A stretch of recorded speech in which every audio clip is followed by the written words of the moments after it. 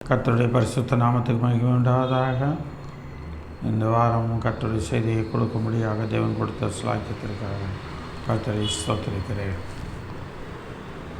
இந்த வார செய்திக்காக நாம் கண்களை மூடி ஜெபிப்போம்.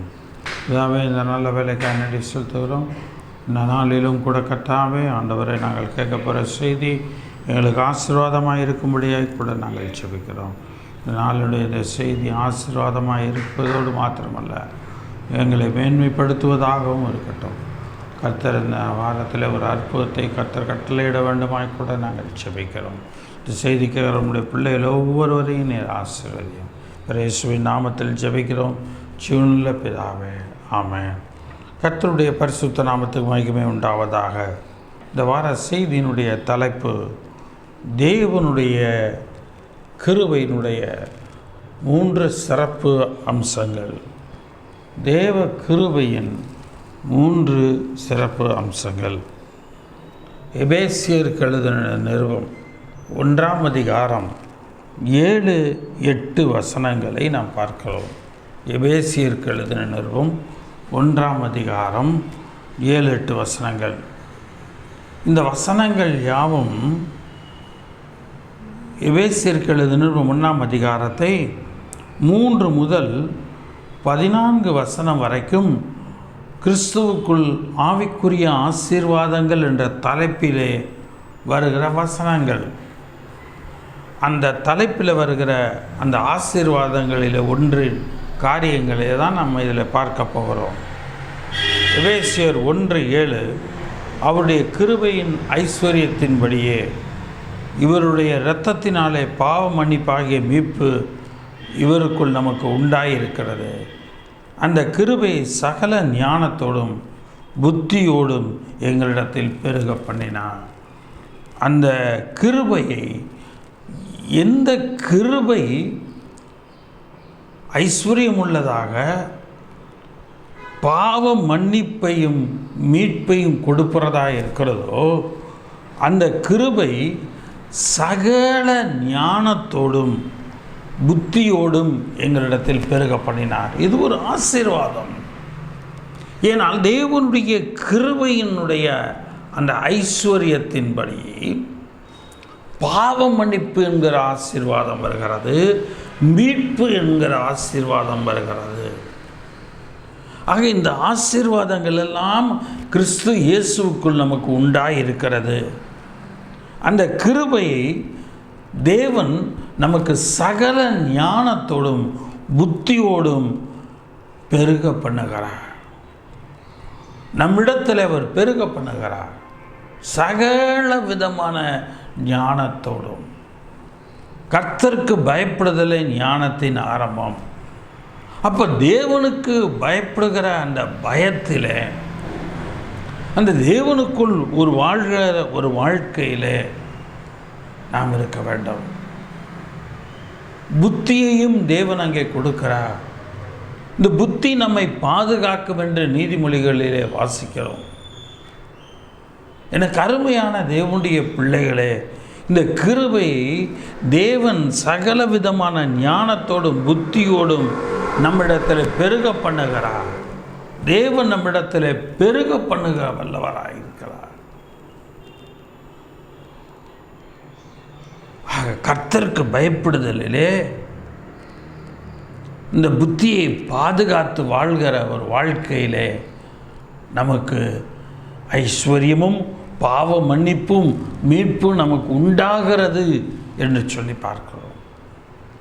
இது கிறிஸ்துவினுடைய இரத்தத்தினாலே நமக்கு உண்டாகிறது. 7ஆம் வசனத்தை நீங்கள் பாருங்கள்.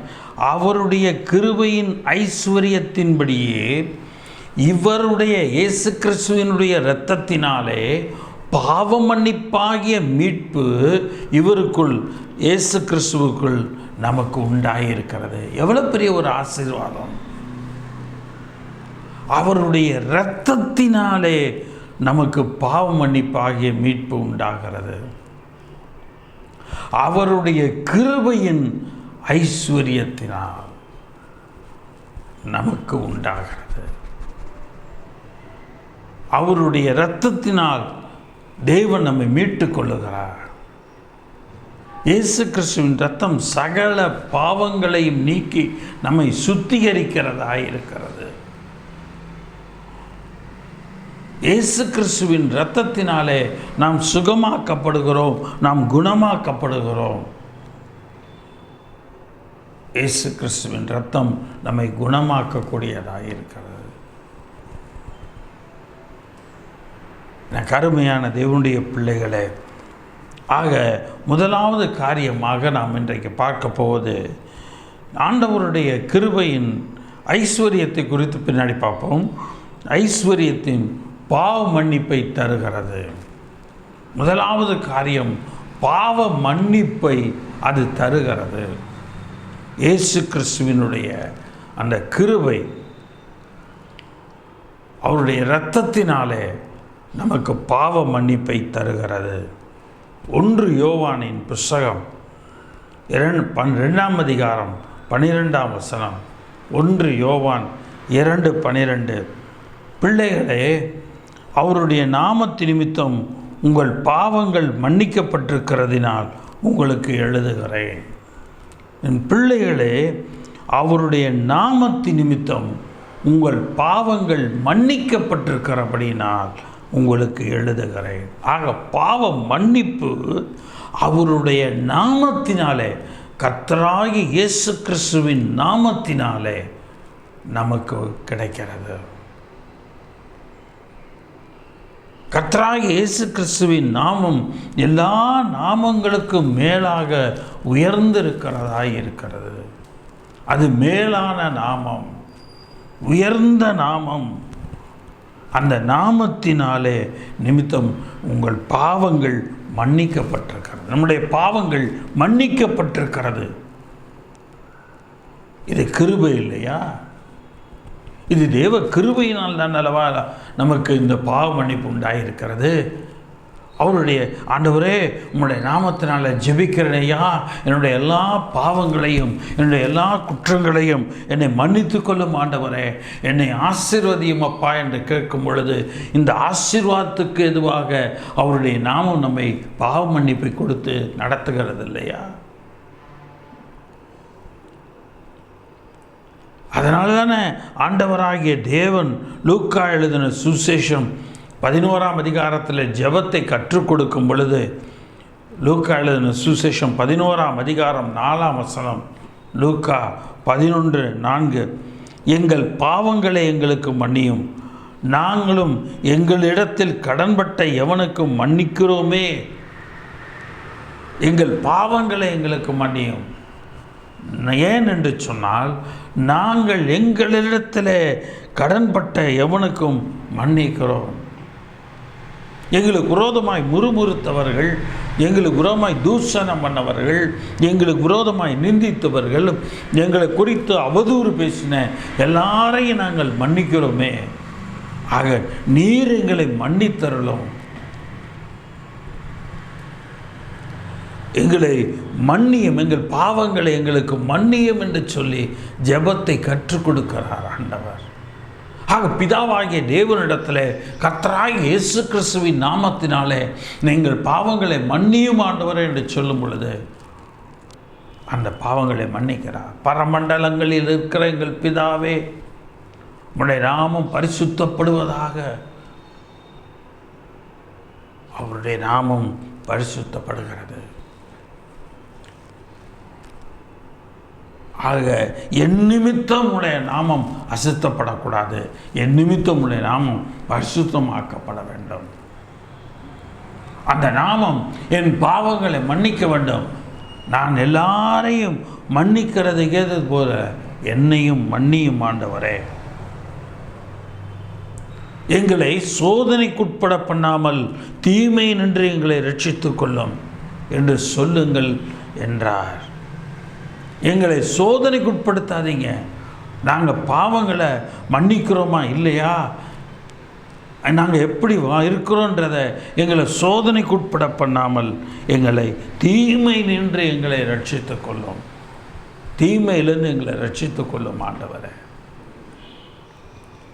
தீமை நின்று எங்களை ரட்சித்து கொள்ளும், எல்லாவித தீமை நின்றும் எங்களை விலக்கி ரட்சித்து கொள்ளும். ஆண்டவர் அந்த அதிகாரத்தை நமக்கு கொடுத்திருக்கிறார். யோவான் எழுதின சுவிசேஷம் 20ஆம் அதிகாரம் 23ஆம் வசனம். யோவான் 20:23. அவர்கள் எவர்களுடைய பாவங்களை மன்னிக்கிறீர்களோ அவைகள் அவர்களுக்கு மன்னிக்கப்படும்.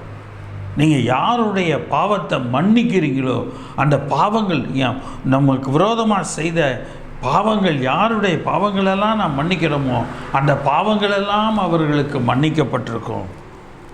எவருடைய பாவங்களை மன்னியாதிருப்பீர்களோ அவர்களுக்கு மன்னிக்கப்படாதிருக்கும். அந்த அதிகாரத்தை தேவன் தம்முடைய நாமத்தினாலே நமக்கு கொடுக்கிறார். யோவான் 20ஆம் அதிகாரத்தில் ஆண்டவர் அந்த அதிகாரத்தை கொடுக்கிறார். என கருமையான தேவனுடைய பிள்ளைகளே, அப்போஸ்தலர் நடபடிகளின் புஸ்தகம் 10ஆம் அதிகாரம் 43ஆம் வசனம். அப்போஸ்தலர் நடபடிகளின் புஸ்தகம் 10ஆம் அதிகாரம் 43ஆம் வசனம். அவரை விசுவாசிக்கிறவன் எவனோ அவன் அவருடைய நாமத்தினாலே பாவ மன்னிப்பை பெறுவான் என்று தீர்க்கதரிசிகள் எல்லாரும் அவரை குறித்து சாட்சி கொடுக்கிறார்கள் என்றார். அவரை விசுவாசிக்கிறவன் எவனோ, கர்த்தராகிய இயேசு கிறிஸ்துவை பிதாவாகிய தேவனுடைய குமாரனை விசுவாசிக்கிறவன் எவனோ அவன் அவருடைய நாமத்தினாலே பாவ மன்னிப்பை பெறுகிறான். அவன் கர்த்தராகிய இயேசு கிறிஸ்துவின் நாமத்தினாலே பாவ மன்னிப்பை நாம் பெறுகிறோம். அந்த நாமத்தை நாம் பயன்படுத்தி கொள்ள வேண்டும். அந்த நாமத்தினாலே நாம் பாவ மன்னிப்பை பெற்றுக்கொள்ளுகிறோம். விலையேற பெற்ற நாமம் அந்த நாமம். அந்த விலையேற பெற்ற அந்த நாமத்தினாலே நாம் பாவ மன்னிப்பை நாம் பெற்றுக்கொள்ளுகிறோம். அவரை விசுவாசிக்க வேண்டும். என் பாவங்கள் மன்னிக்கப்படும். நான் இயேசு கிறிஸ்துவின் நாமத்தினாலே நான் பிதாவாகிய தேவனிடத்தில் ஜெபம் பண்ணும் பொழுது என் பாவங்களையும் என் குற்றங்களை குறைகளையும் தேவன் மன்னிப்பார், பிதாவாகிய தேவன் மன்னிப்பார் என்று விசுவாசிக்க வேண்டும். விசுவாசிக்கிறவர்களாக நாம் ஜெபிக்கும் பொழுது நம்முடைய எல்லா பாவங்களையும் தேவன் மன்னிக்கிறார். அவருடைய நாமத்தினாலே ஜெபம் பண்ணும் பொழுது மன்னிக்கிறார். யாக்கோபுக்கு எழுதின நிருபம் 5ஆம் அதிகாரம் 14-15 வசனங்கள். யாக்கோபுக்கு எழுதின நிருபம் 5ஆம் அதிகாரம் 14-15 வசனங்கள். உங்களில் ஒருவன் வியாதிப்பட்டால் அவன் சபையின் மூப்பர்களை வரவழைப்பானாக. அவர்கள் கர்த்தருடைய நாமத்தினாலே அவனுக்கு எண்ணெய் பூசி, எவனாவது ஒருத்தன் வியாதிப்பட்டானா அவன் சபையின் மூப்பர்களை வரவழைக்க கடவன். அவர் கர்த்தருடைய நாமத்தினாலே அவனுடைய எண்ணெய் பூசி அவனுக்காக ஜெபம் பண்ண கடவர்கள். அப்பொழுது விசுவாசமுள்ள ஜெபம் பிணியாளியை ரட்சிக்கும், கர்த்தர் அவனை எழுப்புவார் என்று சொல்லி நாம் பார்க்கிறோம். தேவன் அவனை எழுப்புவார். அவன் பாவம் செய்தவனானால் அது அவனுக்கு மன்னிக்கப்படும். ஆக அப்படி பாவம் செய்தவன் எவனாக இருப்பானால் அவன் மூப்பரை அழைத்து ஜெபம் பண்ணும் பொழுது, அவர்கள் எண்ணெய் பூசி ஜெபிக்கும் பொழுது அந்த பாவங்கள் முற்று முடிய மன்னிக்கப்படுகிறது. இந்த பாவங்களை தேவன் மன்னிக்கிறவராய் இருக்கிறார். என கருமையான தேவனுடைய பிள்ளைகளே, நாம் பாவங்களை மன்னிக்கிறவர்களாக இருக்க வேண்டும் இல்லையா? மார்க் எழுதின சுவிசேஷம் 11ஆம் அதிகாரம் 25, 26 வசனங்கள். மார்க் 11, 25, 26 வசனங்கள். நீங்கள் நின்று ஜெபம் பண்ணும்போது ஒருவன் பேரில் உங்களுக்கு யாதொரு குறை உண்டாயிருக்குமானால் பரலோகத்தில் இருக்கிற உங்கள் பிதா உங்கள் தப்பிதங்களை உங்களுக்கு மன்னிக்கும்படி அந்த குறையை அவனுக்கு மன்னியுங்கள். நீங்கள் நின்று ஜெபம் பண்ணும்போது, நீ எங்கே நின்று ஜெபம் பண்ணாலும் சரி, நீங்கள் சபைக்கு போகிறீங்க இல்லையா, நீங்கள் சபையில் போய் ஜெபம் பண்ணாலும் சரி, அல்லது வீட்டில் நீங்கள் ஜெபம் பண்ணுறீங்க இல்லையா, அங்கே ஜெபம் பண்ணாலும் சரி, ஜெபம் பண்ணும்போது யாருடைய பேரிலையாவது குறை இருக்குமானால் அந்த குறைகளை நீங்கள் குறை உண்டாகுமானால் பரலோகத்திருக்கிற உங்கள் பிதா உங்கள் தப்பிதங்களை உங்களுக்கு மன்னிக்கும்படி, நம்முடைய தவறுகளை எல்லாம் அவர் மன்னிக்கும்படி அந்த குறையை, மற்றவர்கள் மேல் நாம் இருக்கிற குறையை நாம் மன்னிக்க வேண்டும். நீங்கள் மன்னிக்கலைன்னு சொன்னால் உங்கள் தப்பிதங்களும் மன்னிக்கப்படாது. ஆக பாவ மன்னிப்பு என்பது நாம் மற்றவர்களை மன்னிப்பதினால் நமக்கு இயேசு கிறிஸ்துவின் நாமத்தினால் வருகிற ஒன்று, பிதா கொடுக்கிற ஒரு காரியமாயிருக்கிறது. எனக்கு அருமையான தேவனுடைய பிள்ளைகளே, ஆக நாம் எப்படி செயல்படுகிறோமோ அதற்கேற்றாற் போல் தேவன் நம்மிலே செயல்படுகிறவராயிருக்கிறார். நாம் தேவனுக்குள் எப்படி வாழ்கிறோமோ அதற்கேற்றாற் போல் தேவன் நமக்குள் வாழ்கிறவராயிருக்கிறார். ஆக தேவனுக்கு ஏற்றவர்களாக நாம் வாழுகிறோமா? நாம் ஆண்டவருக்குள் நாம் பார்க்கிறவர்களாக இருக்கிறோம்.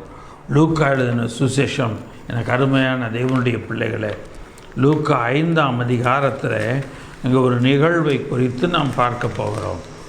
லூக்கா எழுதின சுசேஷம் 5ஆம் அதிகாரம், லூக்கா 5:24 வசனம்.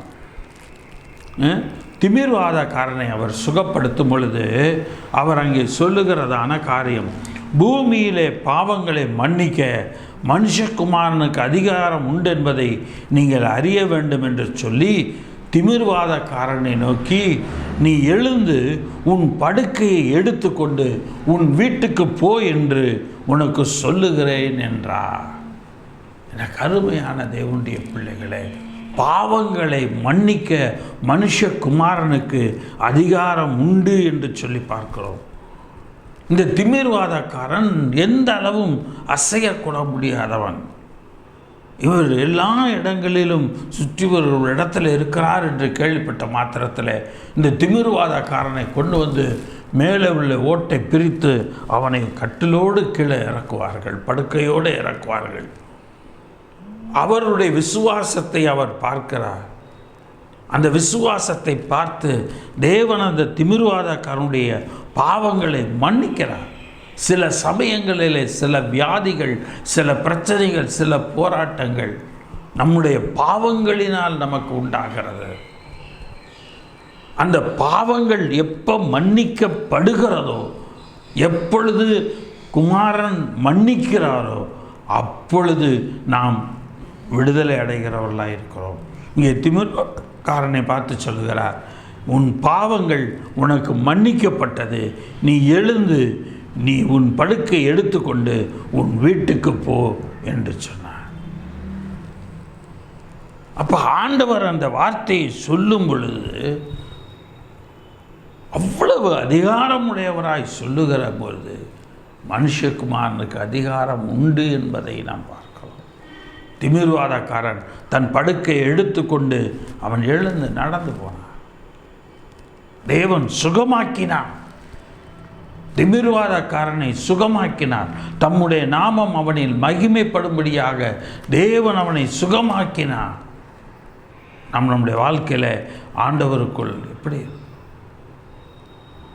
ஆண்டவரிடத்தில் நம்முடைய பலவீனம் சுகவீனங்கள் எதுவாக இருந்தாலும் சரி, ஆண்டவரிடத்தில் ஜெபிக்கிறோமா? ஆண்டவரே, இந்த வியாதியை என்னை விட்டு நீங்கள் எனக்கு கிருபை செய்யும். ஒருவேளை ஆண்டவரே, என்னுடைய புத்தீனத்தினால், என்னுடைய ஞானமின்மையினால், ஆண்டவரே, இந்த கிளைமேட்டை நான் எப்படி நடந்து கொள்ள வேண்டும் என்று தெரியாத ஒரு சூழ்நிலையினால் எனக்கு இந்த காய்ச்சல் வந்திருக்கிறது, இந்த பலவீனம், இந்த வியாதி, இந்த சுகவீனம் வந்திருக்கிறது. இதை உம்முடைய நாமத்தினால எனக்கு மன்னிப்பீராக. கர்த்தராகிய இயேசு கிறிஸ்து நம்முடைய குமாரனுடைய நாமத்தினால எனக்கு மன்னிப்பீராக என்று நாம் கேட்கும்போது பிதாவாகிய தேவன் நம்முடைய பாவங்களை மன்னிக்கிறவராயிருக்கிறார். நம்முடைய பாவங்களை அவர் மன்னிக்கிறார். ஆக கிருபையின் ஐஸ்வர்யம் என்பது அவருடைய இரத்தத்தினாலே வருகிற பாவ மன்னிப்பை அங்கே குறிக்கிறது. எபேசியருக்கு எழுதின நிருபம் 4ஆம் அதிகாரம் 30 முதல் 32 வசனங்கள். எபேசியர் 4:30 முதல் 32 வசனங்கள். அன்றியும் நீங்கள் மீட்கப்படும் நாளுக்கென்று முத்திரையாக பெற்ற தேவனுடைய பரிசுத்தாவியை துக்கப்படுத்தாதிருங்கள். அன்றியும் நீங்கள் மீட்கப்படும் நாளுக்கென்று பெற்கப்பட்ட தேவனுடைய பரிசுத்தாவியை துக்கப்படுத்தாதிருங்கள். சகலவிதமான கசப்பும் கோபமும் மூர்க்கமும் கூக்குரலும் தூஷணமும் மற்ற இந்த துர்குணமும் உங்களை விட்டு நீங்க கடவது. ஒருவருக்கொருவர் தயவாயும் மன உருக்கமாயும் கிறிஸ்துவுக்குள் தேவன் உங்களுக்கு மன்னித்தது போல நீங்களும் ஒருவருக்கொருவர் மன்னியுங்கள். ஒருவருக்கொருவர் தயவாய் மன உருக்கமாய் இருந்து கிறிஸ்துவுக்குள் பிதாவாகிய தேவன் உங்களுக்கு மன்னித்தது போல நீங்களும் கிறிஸ்துவுக்குள் நீங்கள் மன்னியுங்கள். சகலவிதமான கசப்பு, கோபம், மூர்க்கம், கூக்குரல், தூஷணம் மற்ற எந்த துர்க்குணமும் உங்களை விட்டு நீங்க கடவது. இவையெல்லாம் நம்மளை விட்டு நீங்க வேண்டாம். நீங்கும் போது தேவன் பெரிய காரியங்களை செய்கிறார். 2 கொரிந்தியரின் புத்தகம் 2ஆம் அதிகாரம் 7-8 வசனங்களை பார்க்கிறோம். 2 கொரிந்தியர் 2ஆம் அதிகாரம் 7-8 வசனங்கள். ஆதலால் அவன் அதிக துக்கத்தில் அமிழ்ந்து போகாதபடி நீங்கள் அவனுக்கு மன்னித்து ஆறுதல் செய்ய வேண்டும். ஆக அந்த இடத்துல ஒருவன் வியாதிப்பட்டு துக்கப்பட்டு கொண்டு இருக்கிறான். அவன் துக்கத்தில் அமிழ்ந்து போய்விடாதபடிக்கு, அவன் துக்கத்தினாலேயே பின்வாங்கி போய்விடாதபடிக்கு, துக்கத்தினாலேயே அவன் எல்லாவற்றையும் இழந்து அவன் விழுந்து போகாதபடிக்கு நீங்கள் அவனுக்கு மன்னித்து ஆறுதல் செய்ய வேண்டும். மன்னிப்பதோடு மாத்திரமல்ல, ஆறுதல் செய்ய வேண்டும். நடந்தெல்லாம் விட்டு முடிஞ்சு போச்சு, இனிமேல் நல்லா இருக்கப்பா, இனிமேல் நல்லபடியாக வாழ பார்ப்போம், இனிமேல் எல்லாவற்றிலும் கர்த்தரை சார்ந்து நம்முடைய வாழ்க்கை இருக்கட்டும் என்று ஒரு ஆறுதல், ஒரு தேறுதல், அவனை எடுத்து நிறுத்துவதற்கு ஏதுவாக நாம் பேசுகிறவர்களாக இருக்க வேண்டும். அவனை இன்னும் துக்கத்தில் அமிழ்ந்து போக பண்ணாதபடிக்கு நாம் கவனம் உள்ளவர்களாய் இருக்கிறோம். நீதிமொழிகள் 19:11. மனுஷனுடைய விவேகம் அவன் கோபத்தை அடக்கும், குற்றத்தை மன்னிப்பது அவனுக்கு மகிமை. மனுஷனுடைய விவேகம் அவன் கோபத்தை அடக்கும். ஒருத்தன் விவேகமாக இருந்தான்னு சொன்னால் அவன் கோபத்தை அடக்கி வைக்குவான், கோபத்தை வெளிப்படுத்த மாட்டான். குற்றத்தை மன்னிப்பது அவனுக்கு மகிமை. நீங்கள் குற்றத்தை ஒருவருடைய குற்றத்தை மன்னிக்கிறீங்கன்னு சொன்னால் அது உங்களுக்கு ஒரு பெயர். உங்களுக்கு கர்த்தராகிய இயேசு கிறிஸ்துவின் நாமத்தினாலே அவர்கள் குற்றங்களை நீங்கள் மன்னிக்கும் பொழுது உங்களுக்கு பிதாவின் இடத்திலே உங்களுடைய பெயர் மகிமை பெறுகிறது. அது உங்களுக்கு மகிமையை கொடுக்கிறது. சங்கீதத்தின் புத்தகம் 25ஆம் அதிகாரம் 18ஆம் வசனம். சங்கீதம் 25:18. என் துன்பத்தையும் என் வருத்தத்தையும் பார்த்து என் பாவங்களையெல்லாம் மன்னித்தருளும். என் துன்பம் என் வருத்தத்தை எல்லாம் பார்த்து நீர் என் பாவத்தை மன்னிய மாட்டார். ஆண்டவரே, என் துன்பத்தை பாருங்கள், என் வருத்தத்தை பாருங்கள், என் பாவத்தை மன்னிங்க. நான் இவ்வளவு கஷ்டத்துக்கு காரணம் ஒருவேளை என்கிட்ட இருக்கிற பாவமானா அந்த பாவத்தை மன்னிங்க ஆண்டவரே, அந்த பாவத்தை மன்னிங்க. இந்த பாவம் மன்னிக்கப்பட வேண்டும். மன்னிக்க என்னை ஒப்பு கொடுக்கிறேன் ஆண்டவரே, என்னை அர்ப்பணிக்கிறேன் ஆண்டவரே. கர்த்தர் நீர் பெரிய காரியங்களை செய்வீராக ஆண்டவரே. நீ ஆண்டவர்கிட்ட கேளுங்க. ஆண்டவர் உங்கள் பாவங்களை மன்னிக்கிறவராயிருக்கிறார். சங்கீதம் 99 அதிகாரம் 8 வசனம். சங்கீதம் 99:8. எங்கள் தேவனாகிய கர்த்தாவே, நீர் அவர்களுக்கு உத்தரவு அருளினீர். நீர் அவர்கள் கிரியைகள் நிமித்தம் நீதி சரி கட்டின போதிலும் அவர்களுக்கு மன்னிக்கிற தேவனாயிருந்தீர். நீ நீதியை சரி கட்டின போதிலும் மன்னிக்கிற தேவனாக அவர் இருந்தார். தேவன் அவர் மன்னிக்கிற தேவனாக இருக்கிறார். அதனால தான் 2 நாளாகமத்தின் புஸ்தகம் 7 அதிகாரம் 14 வசனம் சொல்லுகிறது. 2 நாளாகமம் 7:14. என் நாமம் தரிக்கப்பட்ட ஜனங்கள் தங்களை தாழ்த்தி ஜெபம் பண்ணி என் முகத்தை தேடி தங்கள் பொல்லாத வழிகளை விட்டு திரும்பினார். அப்பொழுது பரலோகத்தில் இருக்கிற நான் கேட்டு அவர்கள் பாவத்தை மன்னித்து அவர்கள் தேசத்துக்கு சேமத்தை கொடுப்பேன். அப்பொழுது என் நாமம் தரிக்கப்பட்ட ஜனங்கள் தங்களை தாழ்த்தி ஜெபம் பண்ணி என் முகத்தை தேடி தங்கள் பொல்லாத வழிகளை விட்டு விட்டு திரும்பினார். அப்பொழுது பரலோகத்தில் இருக்கிற நான் கேட்டு அவர்கள் பாவத்தை மன்னித்து அவங்க வாழ்க்கையில், அவங்க குடும்பத்தில், அவங்க வேலை செய்கிற இடத்துல சேமத்தை தேவன் கொடுக்கிறார். நீங்கள் எந்த இடத்துல ஜெபம் செய்கிறீங்களோ அந்த ஜெபம் செய்கிற இடத்துல கர்த்தருடைய கண்கள் திறந்தவைகளும் கர்த்தருடைய செவிகள் கவனிக்கிறவைகளுமாக இருக்கிறது. நீங்கள் சபைக்கு போய் ஜெபம் பண்ணிங்கன்னா அந்த ஸ்தலத்தில் கர்த்தருடைய கண்கள் திறந்தவைகளும் கர்த்தருடைய செவிகள் கவனிக்கிறவைகளுமாக இருக்கிறது. நீங்கள் வீட்டில் ஜெபம் பண்ணாலும் தேவனுடைய கண்கள் திறந்தவைகளும் கர்த்தருடைய செவிகள் கவனிக்கிறவைகளுமாக இருக்கிறது. ஆக ஆண்டவரிடத்தில் நீங்கள் ஜெபம் பண்ணுங்க. தேவன் பாவ மன்னிப்பை கொடுக்கிறவராய் இருக்கிறார். எனக்கு அருமையான தேவனுடைய பிள்ளைகளே, 2வது காரியம் கிருபை நம்மை மீட்கிறது என்று சொல்லி பார்க்கிறோம். கிருபையின் ஐஸ்வர்யம் நம்மை மீட்கிறது என்று சொல்லி பார்க்கிறோம். எபேசியர் 1:7. அவருடைய கிருபையின் ஐஸ்வர்யத்தின்படியே இவருடைய இரத்தத்தினாலே பாவ மன்னிப்பாகிய மீட்பு இவருக்குள் நமக்கு உண்டாயிருக்கிறது. பாவ மன்னிப்பாகிய மீட்பு நமக்கு உண்டாயிருக்கிறது.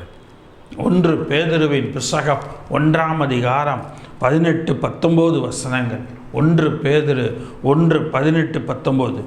உங்கள் முன்னோர்களால் பாரம்பரியமாய் நீங்கள் அனுசரித்து வந்த வீணான நடத்தை நின்று அழிவுள்ள வஸ்துகளாகிய வெள்ளியினாலும் பொன்னினாலும் மீட்கப்படாமல் குற்றமில்லாத மாசற்ற ஆட்டுக்குட்டியாகிய கிறிஸ்துவின் விலையேறப்பெற்ற இரத்தத்தினாலே மீட்கப்பட்டீர்கள் என்று அறிந்து கொள்ளுங்கள் என்று சொல்லி அங்கே பார்க்கிறோம்.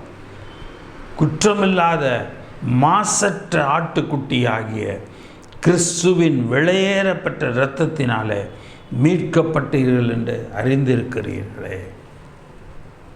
எப்படிப்பட்ட மீட்பு? குற்றமற்றது மாசற்ற ஆட்டுக்குட்டியான ஆண்டவராகிய இயேசு கிறிஸ்துவின் விலையேறப்பெற்ற இரத்தத்தினால் நாம் மீட்கப்பட்டிருக்கிறோம். அதை முதல்ல உணரணும். செய்தியை கேட்டுட்டு போகிறதோடு இருக்கக்கூடாது.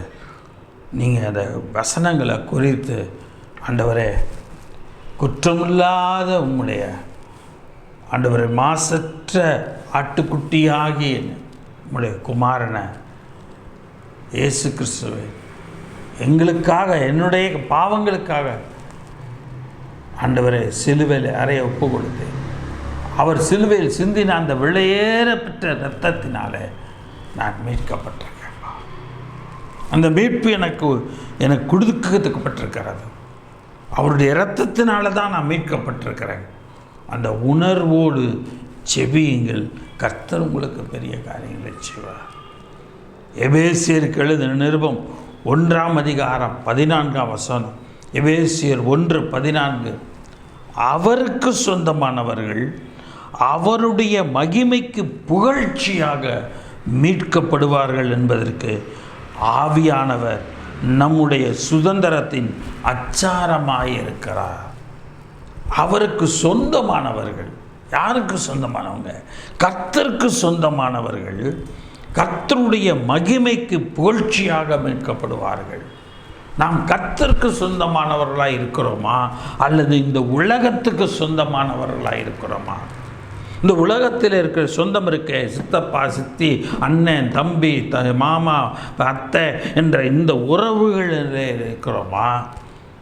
ஆனால் கர்த்தருக்கு சொந்தமானவன உறவுகளில் இருக்கிறோமா?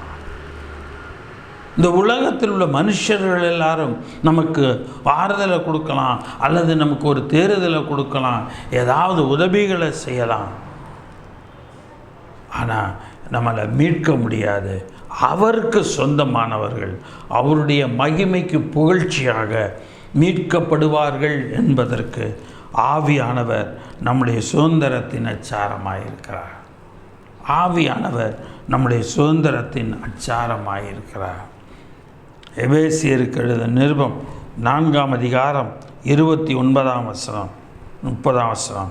எபேசியர் 4:29-30. கெட்ட வார்த்தை ஒன்றும் உங்கள் வாயிலிருந்து புறப்பட வேண்டாம். கெட்ட வார்த்தை ஒன்றும் உங்கள் வாயிலிருந்து புறப்பட வேண்டாம். பக்தி விருத்திக்கு ஏதுவான நல்ல வார்த்தை உண்டானால் அதையே கேட்கிறவர்களுக்கு பிரயோஜனம் உண்டாகும்படி பேசுங்கள்.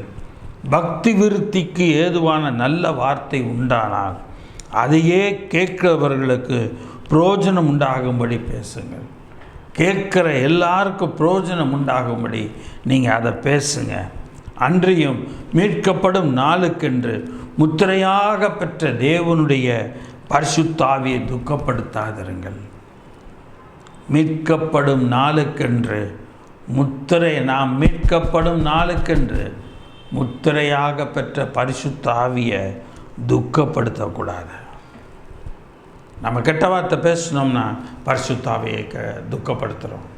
ஆக நாம் நல்ல வார்த்தைகளை, பக்தி விருத்திக்கு ஏதுவான நல்ல வார்த்தைகளை நாம் பேசுவோமானால் மீட்கப்படும் நாளுக்கென்று முத்திரையாக பெற்ற பரிசுத்த ஆவியை நாம் துக்கப்படுத்த மாட்டோம். பக்தி விருத்தி அடைவதற்குரிய நல்ல வார்த்தைகளை பேச வேண்டும்.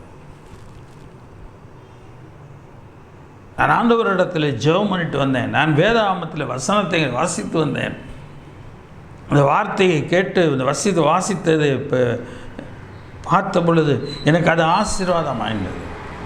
இந்த வசனம் எனக்கு ஆசீர்வாதமாயிருந்தது. இந்த அதிகாரம் எனக்கு ஆசீர்வாதமாக இருந்தது. இந்த காரியம் எனக்கு ஆசீர்வாதமாக இருந்தது. ஆண்டவருக்குள் சாட்சியாய் நீங்கள் இருப்பீங்க. ஆக நம்முடைய வாழ்க்கையில் பக்தி விருத்தி உண்டாக வேண்டும். சங்கீதம் 107ஆம் அதிகாரம் 1 முதல் 3 வசனங்களை நாம் பார்க்கிறோம். சங்கீதம் 107 1 முதல் 3 வசனங்கள். கர்த்தரை துதியுங்கள், அவர் நல்லவர், அவர் கிருபை என்றும் உள்ளது. கர்த்தரால் சத்துருவின் கைக்கு நீங்களாக்கி மீட்கப்பட்டு கிழக்கிலும் மேற்கிலும் வடக்கிலும் தெற்கிலும் பல தேசங்களிலுமிருந்து சேர்க்கப்பட்டவர்கள். அப்படி சொல்ல கடவர்கள். கிழக்கிலும் மேற்கிலும் வடக்கிலும் தெற்கிலும் உள்ள பல தேசங்களிலுமிருந்து சேர்க்கப்பட்டவர்கள்.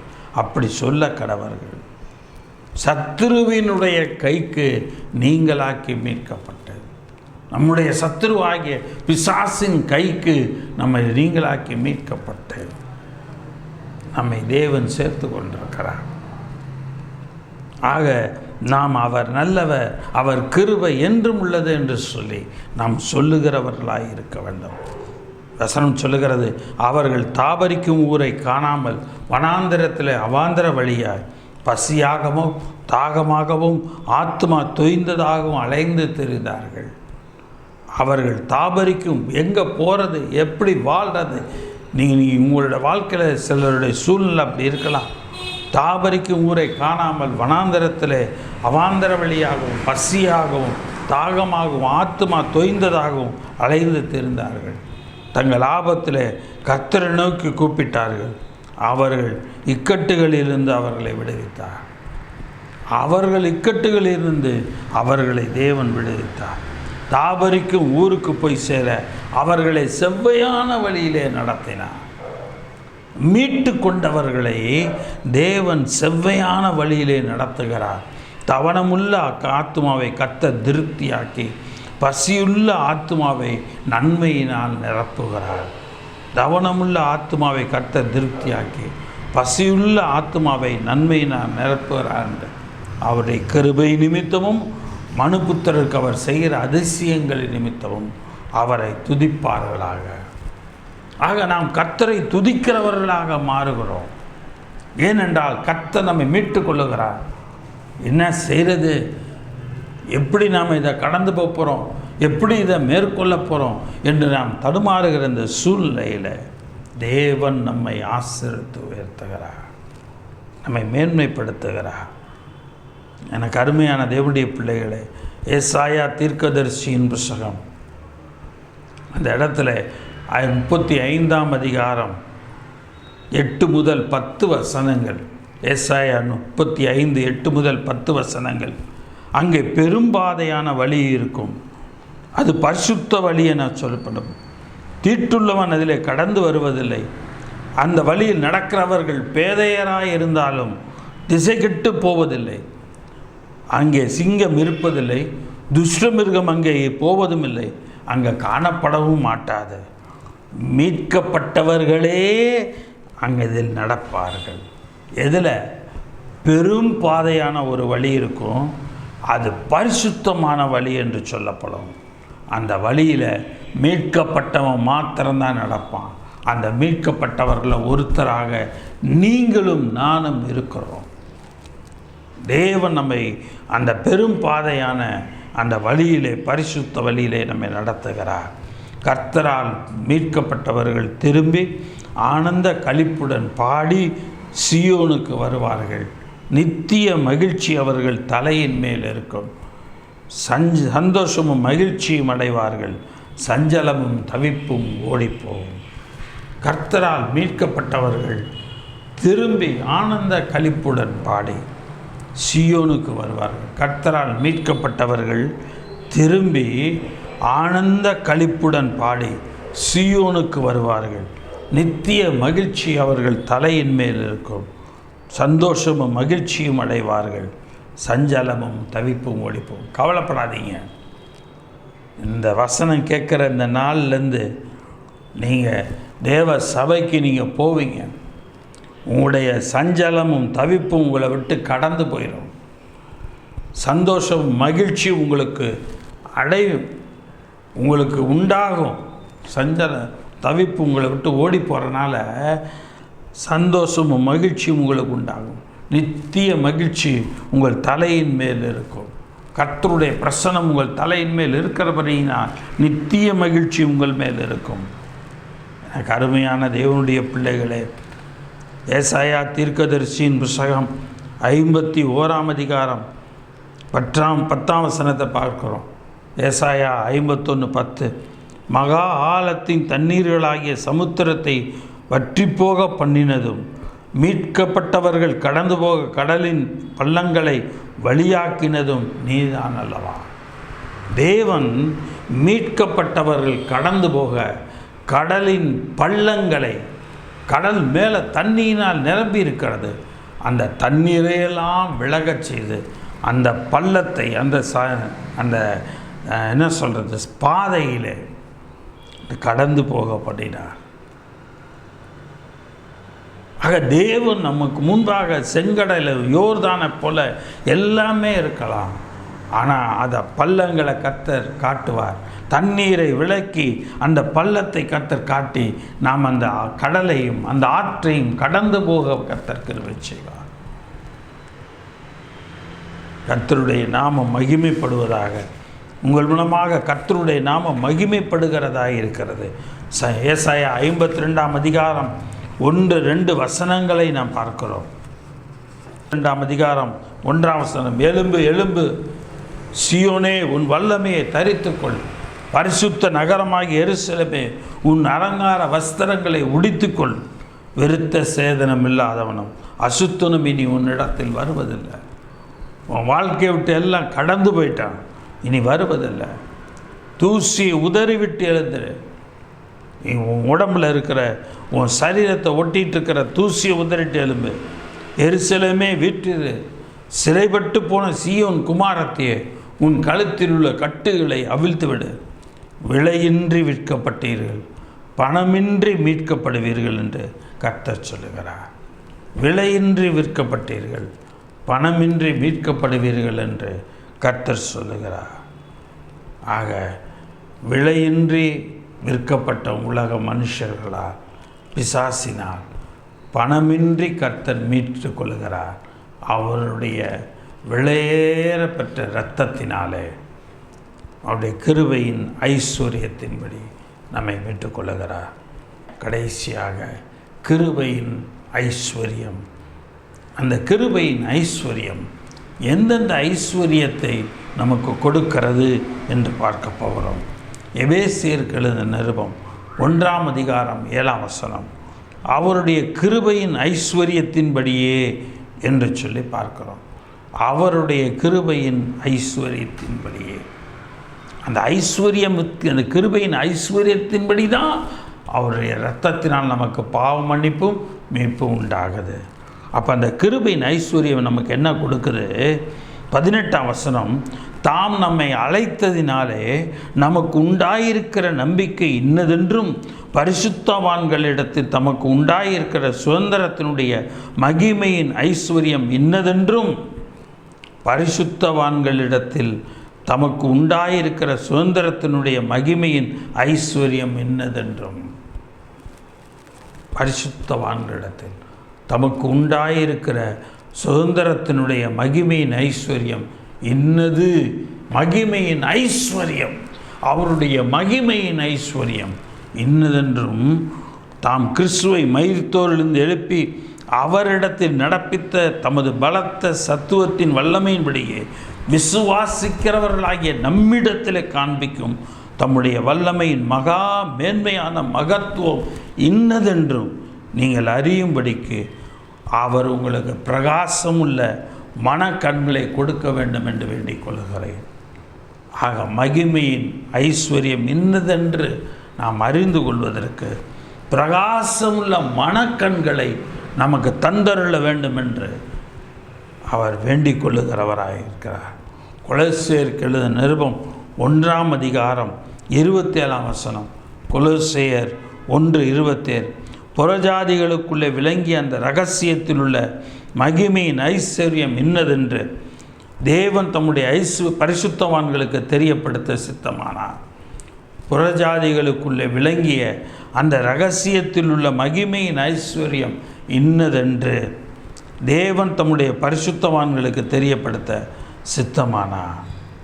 மகிமையின் ஐஸ்வர்யம் என்ன என்று தேவன் தம்முடைய பரிசுத்தவான்களுக்கு வெளிப்படுத்த சித்தமானார்.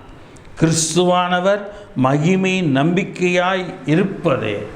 அந்த மகிமையின் ஐஸ்வர்யம் என்னன்றதை நம்ம அறிந்துக்கணும்னா, கிறிஸ்துவானவர் மகிமையின் நம்பிக்கையாய் நமக்குள் இருப்பதே அந்த ரகசியம். ஆக மகிமையின் ஐஸ்வர்யத்தை அறிந்து கொள்ளுகிற ரகசியம் என்னன்னு சொன்னால், கிறிஸ்துவானவர் மகிமையின் நம்பிக்கையாய் நமக்கு இருக்கணும். நம்முடைய நம்பிக்கையாக அவர் இருந்தாருன்னு சொன்னால் மகிமையின் ஐஸ்வர்யத்தை நாம் அனுபவிக்க முடியும் நம்முடைய வாழ்க்கையில். இயேசுவை நாம்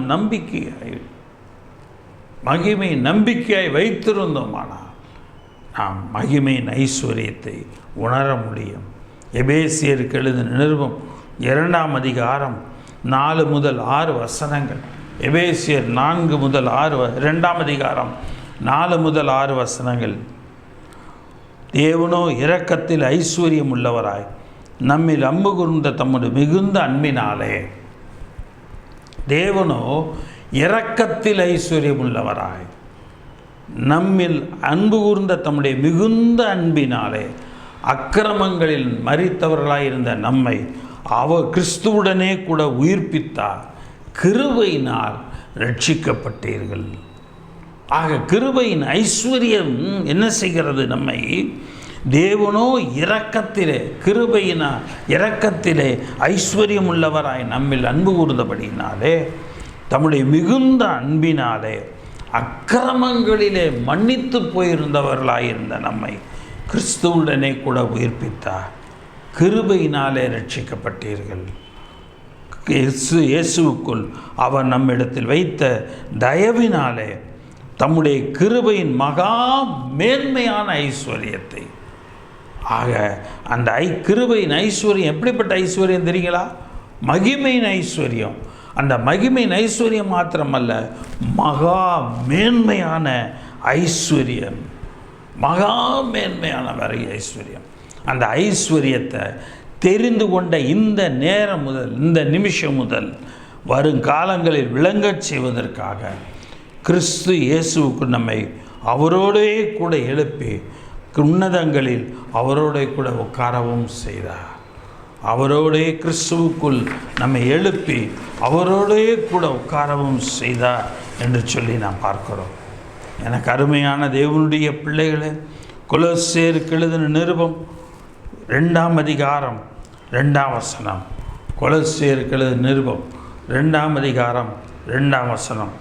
அவருடைய இருதயங்கள் தேற்றப்பட்டு அவர்கள் அன்பினால் இணைக்கப்பட்டு பிதாவாகிய தேவனுக்கும் கிறிஸ்துவுக்குரிய இரகசியத்தை அறிந்து கொள்ளுகிற உணர்வின் பூரண நிச்சயத்தினுடைய எல்லா ஐஸ்வர்யத்திற்கும், எல்லா ஐஸ்வர்யம், மகிமையின் ஐஸ்வர்யம், மேன்மையின் ஐஸ்வர்யம், கிருபையின் ஐஸ்வர்யம் ஆக எல்லா ஐஸ்வர்யத்திற்கும் உரியவர்களாக இருக்க வேண்டும் என்றே இப்படி விரும்புகிறேன். கொலோசியர்கள் நிருபத்தில் பவுல் சொல்லுகிறார், பிதாவாகிய தேவனுக்கும் கிறிஸ்துவுக்குரிய இரகசியத்தை நீங்கள் அறிந்து கொள்ளுகிற உணர்வின் பூரண நிச்சயத்தினுடைய எல்லா ஐஸ்வர்யத்திற்கும் உரியவர்களாக வேண்டும் என்றே இப்படி விரும்புகிறேன். அவருக்குள் ஞானம், அறிவு என்பவைகளாகிய பொக்கிஷங்கள் எல்லாம் அடங்கி இருக்கிறது. அவருக்குள் ஞானம், அறிவு என்பவைகளாகிய பொக்கிஷங்கள் எல்லாம் அடங்கி இருக்கிறது. எனக்கு அருமையான தேவனுடைய பிள்ளைகளே, இதுதான் நம்ம எல்லா காரியத்திலும் பார்க்கிறோம். பிலிப்பியர் 4:19 பார்க்கிறோம். பிலிப்பியருக்கு எழுதின நிருபம் 4:19, என் தேவன் தம்முடைய ஐஸ்வர்யத்தின்படி உங்கள் குறைவை எல்லாம் கிறிஸ்து இயேசுவுக்குள் மகிமையிலே நிறைவாக்குவார். என் தேவன் தம்முடைய ஐஸ்வர்யத்தின்படி உங்கள் குறைவை எல்லாம் கிறிஸ்து இயேசுவுக்குள் மகிமையிலே நிறைவாக்குவார். உங்கள் எல்லா குறைவுகளையும் கிறிஸ்து இயேசுவுக்குள் மகிமையிலே நிறைவாக்குவார். ஆக இந்த வார செய்தி தேவனுடைய கிருபையின் ஐஸ்வர்யத்தின் 3 சிறப்பம்சங்கள். 1 பாவ மன்னிப்பு, 2வது மீட்பு, 3வது ஐஸ்வர்யம். இந்த கிருபையின் ஐஸ்வர்யம் ஆண்டவராகிய இயேசு கிறிஸ்துவின் இரத்தத்தினாலே நமக்கு வருகிறது. ஆக ஆண்டவருடைய இரத்தத்தினாலே பாவ மன்னிப்பையும் மீட்கப்பட்டவர்களாயும் நாம் இருப்போம். தேவன் நம்முடைய எல்லா குறைவுகளையும் அவருடைய ஐஸ்வர்யத்தின்படி நம்மை நிறைவாக்குவாராக. கண்களை முடிச்சு வைப்போம். பிதாவே, இந்த நல்ல வேலைக்காய் நன்றி செலுத்துவோம். இந்த அருமையான இந்த நேரத்தில் நம்முடைய சமூகத்தினராக வருகிறோம். கர்த்தாவே, எங்களை நீர் ஆசீர்வதியும், எங்களை நீர் வழி நடத்தும், காத்து கொள்ளும் அப்பா. நம்முடைய நாம மகிமைக்கென்று கர்த்தாவே ஆண்டவரே, எங்களை ஆண்டவரே ஒரு சாட்சியாக வைக்க வேண்டுமாய் கூட நாங்கள் ஜெபிக்கிறோம். இந்த செய்தி கேட்ட நம்முடைய பிள்ளைகள் ஒவ்வொருவருடைய வாழ்க்கையிலும் பாவ மன்னிப்பை கர்த்தர் கொடுத்து அவர்களை மீட்டு கொள்வீராக. ஆண்டவரே ஸ்தோத்திரம்பா. அவருடைய கிருபையின் ஐஸ்வர்யத்தின்படி கர்த்தாவே ஆண்டவருடைய குறைவுகளெல்லாம் நிறைவாக்கப்படுவதாக. அந்த மகிமையின் ஐஸ்வர்யத்தின்படியே குறைவு நிறைவாக்கப்படுவதாக. மகா மேன்மையான ஐஸ்வர்யத்தின்படியே குறைவுகளெல்லாம் நிறைவாக்கப்படுவதாக. உங்களுடைய பிள்ளைகளுடைய தேவைகளையெல்லாம் சந்தியும், அவர்களை நீர் ஆசீர்வதியும், வழிநடத்தும், காத்துக்கொள்ளும். சகலவித கிருபையினாலும் அவர்களை பாதுகாத்துக்கொள்ளும். உங்களுடைய கிருபை ஒன்று போதும் ஆண்டவரே. உங்களுடைய பிள்ளைகளை ஆசீர்வதி. துதிகன மகிமையில்லாமல் கேரெடுக்கும். கர்த்தரும் இரட்சகரும் பெருமான இயேசு மூலம் ஜெபிக்கிறோம் ஜீவனுள்ள பிதாவே, ஆமென். என் ஆத்மாவே கர்த்தரை ஸ்தோத்திரி, என் முழுவதும் என்னுடைய பரிசுத்த நாமத்தை ஸ்தோத்திரி. என் ஆத்மாவே கர்த்தரை ஸ்தோத்திரி, கர்த்தர் செய்த சகல உபகாரங்களை மறவாதே, ஆமென். நம்முடைய கர்த்தராகிய இயேசு கிறிஸ்துவினுடைய கிருபை, பிதாவாகிய தேவனுடைய அன்பும், பரிசுத்த ஆவியின் வழிநடத்தல், பக்கபலமும், பாதுகாப்பும் இன்றும் என்றும் சதா காலங்களிலும் நம் அனைவரோடும் கூட இருப்பதாக, ஆமென். கர்த்தர் உங்களை ஆசீர்வதிப்பாராக. கர்த்தர் அவருடைய கிருபையின் ஐஸ்வர்யத்தின்படியே அவருடைய இரத்தத்தினால் நம்முடைய பாவங்களை மன்னித்து நம்மை மீட்டு கர்த்தர் நம்முடைய குறைவையெல்லாம் நிறைவாக்குவார். ஆமென், ஆமென், ஆமென். கர்த்தர் உங்களை ஆசீர்வதிப்பாராக.